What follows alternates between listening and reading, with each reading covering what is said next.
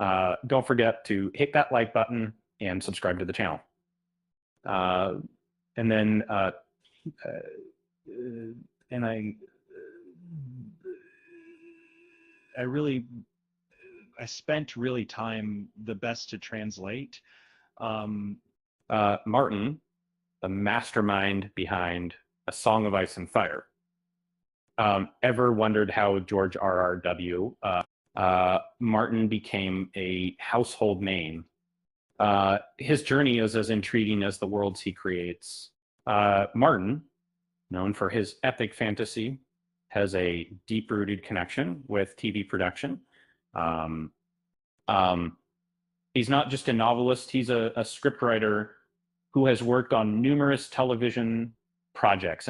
And these experiences have honed his storytelling skills, making him the author we know today.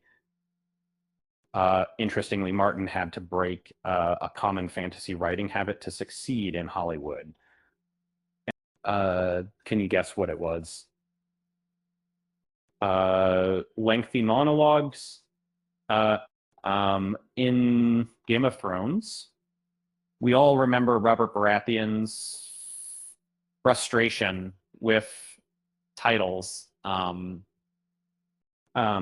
realized that in TV, less is often more. Martin's background in TV production taught him the importance of concise dialogue provider,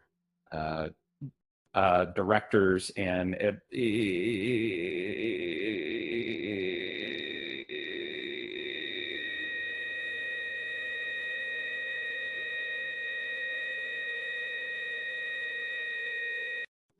this shift improved his writing, making it more dynamic and engaging. His time in television also taught him about pacing and audience engagement.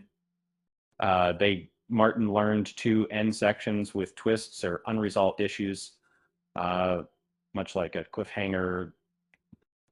This technique keeps readers hooked, eager to turn the next page. It's no wonder his books have sold millions and inspired a generation of writers. Yet fans are still waiting for The Winds of Winter, which has been in the works for 13 years. Patience is a virtue, especially in the world of Westeros. To wrap it up, Martin's journey from TV to novels is a testament to his adaptability and growth as a writer. And who knew that commercial breaks could teach us so much about storytelling? With that said, thanks for watching, and until next time.